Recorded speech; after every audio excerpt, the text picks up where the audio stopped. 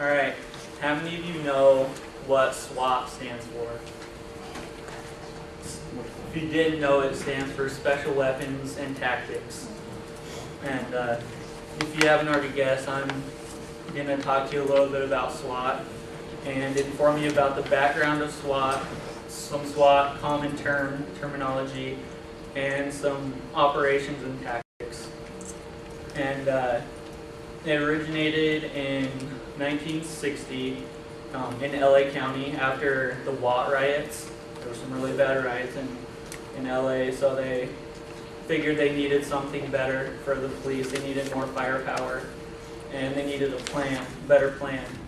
So they came up with a SWAT, and Daryl F. Gates came up with the idea, and he introduced it, and he came up with the terminology. And this is a quote by him. It says, "Sure, the good people did all the time, but the community activists, no, absolutely not.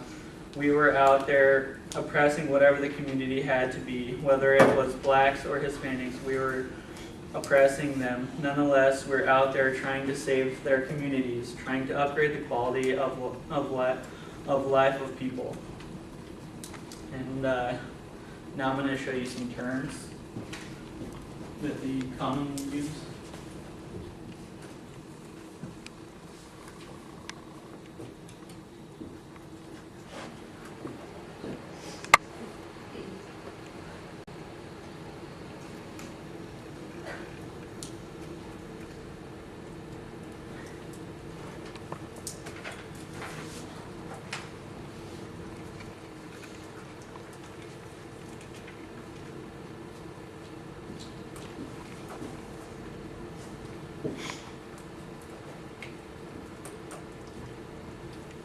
Alright, the first one is the Benelli Super 90, and that's pretty much their handgun that they use, their primary handgun.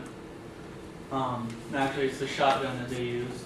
And then term that they use to force an entry into a room is breach. They do this with a ram, or they can kick it in if they were Chuck Norris.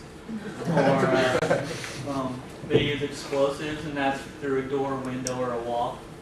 And then the explosive they use to get through a door is C2. CNT is a crisis negotiation team, and that's pretty much like the people that had all the, like, through their electric, their headsets and stuff. And then CQB is close quarter battle, and it's short ranged and it goes by really quickly.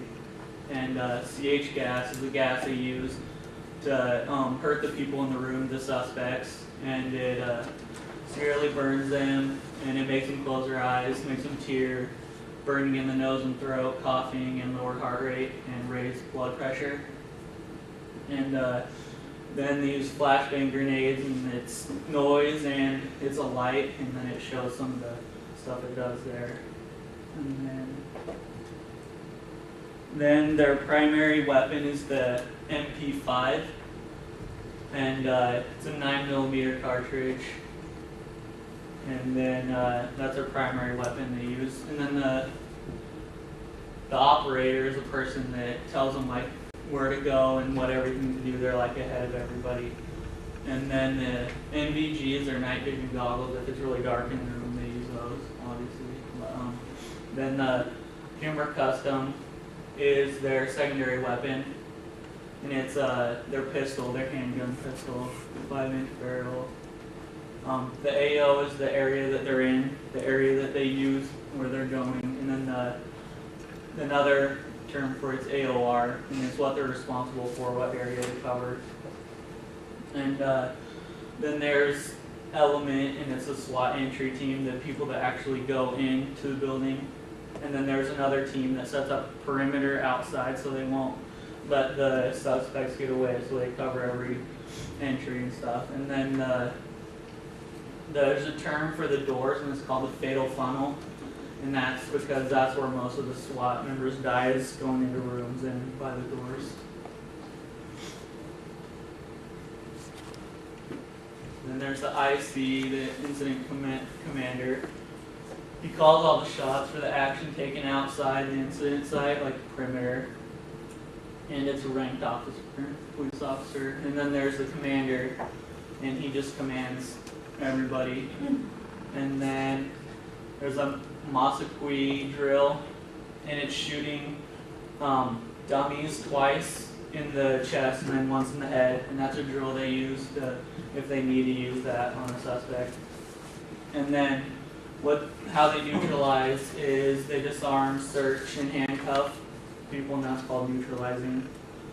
And then a point man is the officer who checks out and enters the room. He's the first person in, and he's also known as a scout. And then the term they use is stack.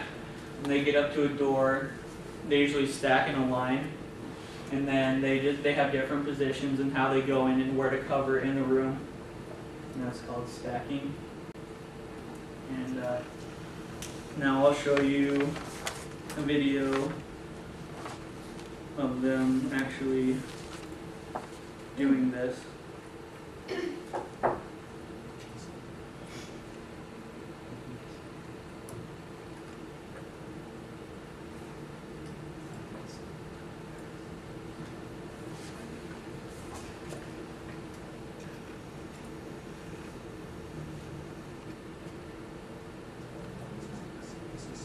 Crack houses. The drug dealers in the two houses pose a very real threat to the safety of the community. After police determined just how well armed and protected they are, the SWAT team was called in. Ourselves and get a unit are going to execute side-by-side course on locations that are known to try to crack cocaine and deadly weapons. And that's just them getting ready. I don't have enough time to show the whole video, but I can show The that. team splits into two. And in conclusion, I hope I informed you and broadened your knowledge on the SWAT and on some common terms, some background, and some operations and tactics. And just remember to never underestimate the SWAT, because they're some really bad dudes.